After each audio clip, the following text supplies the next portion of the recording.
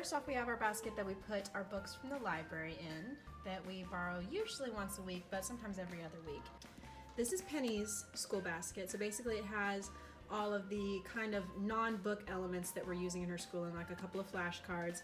I got this fun dice that has dry erase on it from Dollar Tree to kind of, you know, add a little bit of variety to some of the subjects. And then over here, this is Chloe's basket. Hers has a lot of things like these manipulatives. We're doing sorting and color identification. And then this is one fun thing too, a basket full of a bunch of different kinds of things so she can sort by shape, by color. So yeah, it's tons of fun.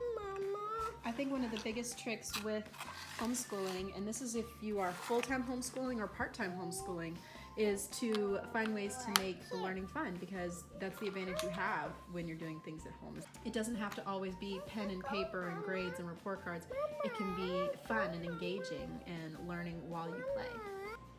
So the amazing thing about all of the homeschool supplies in this bin is everything was definitely less than $3. Most of the things were only $1.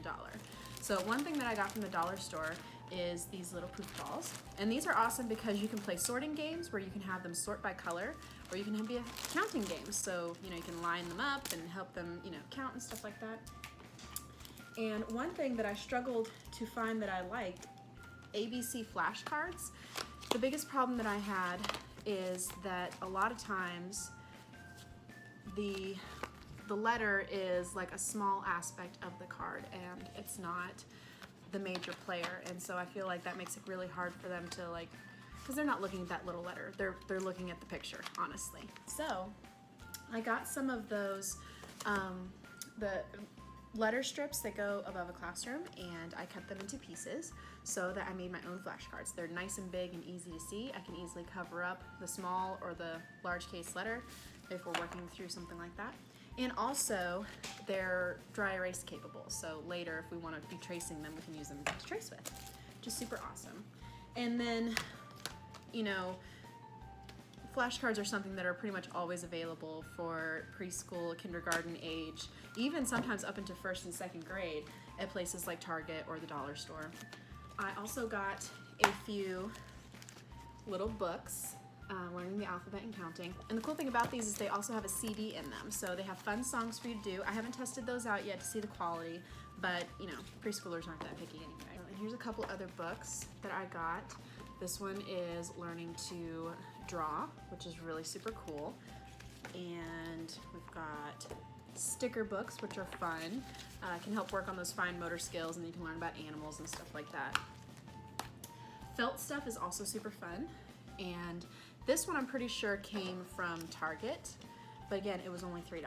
So you have the different animals on there, and then you can kind of do, you know, you can play counting games.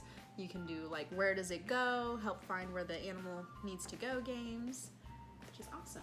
And also, this is something else that came from Dollar Tree. I got one for each of my kids, and it's just like a seasonal decoration, and then we'll just hang it up around the house at some point or something like that. Coloring, you know, that's just for fun. So yeah, whether you're homeschooling full-time or you just want to have some extra stuff to go along with your kids' school to do for fun at home to kind of help make learning as a family a part of your daily routine, or even your monthly or yearly routine, it doesn't have to be expensive. There's so many useful tools out there that are so cheap. One thing that we also use a lot of is Play-Doh as a manipulative. And one time we were doing, in science class, me and my daughter were learning about teeth, and so we made little teeth out of Play-Doh. So you can find ways to use creative craft items to kind of weave in with learning and make it fun, right? Here's another thing I got to add to my preschoolers' educational basket is these colored popsicle sticks to use for, again, for sorting and for counting. So, and one thing you can do is when you have multiple media is you can mix them together. You know, have a bunch of sticks and a bunch of cotton balls, and you have to sort everything by color or everything by shape. And here's another fun game for your preschooler. I found these giant tweezers at Dollar Tree, so you can kind of help them practice picking things up with them. You can use it on the popsicle sticks or on pom-poms, and just gives them nice little finer motor practice.